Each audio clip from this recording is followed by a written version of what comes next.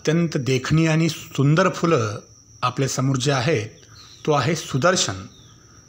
ज्याचं दर्शन चांगलं तो सुदर्शन, म्हणून याला निश्चितपणे सुदर्शन नाव असावं.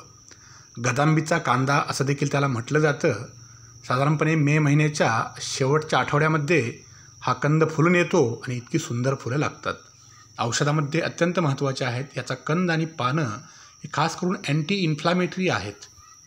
फोक मेडिसिनमध्ये याच्या कंदाचा वापर मूळव्याध, त्यानंतर फिस्चुला या रोगांना, खास करून गुडघेदुखी, सांधेदुखी, कंबरदुखी, मणक्याचे विकार, मसल्सचे विकार याच्यामध्ये याच्या पानांपासून आणि कंदापासून सिद्ध केलेलं तेल वापरलं जातं. याची पानं, फुलं, कंद हे पोटात घ्यायला देखील चालतात, पण त्याचं प्रमाण थोडंसं कमी असतं. तर अत्यंत देखणी फुलं असणारं हे झाड आमच्या इथे आज भरपूर फुललेलं आहे. डोंगर उतारावरती प्रचंड प्रमाणात फुललं आहे. तेवढेच 4 दिवस ते 8 दिवस हे फूल बघायला मिळतं. निश्चित बघा.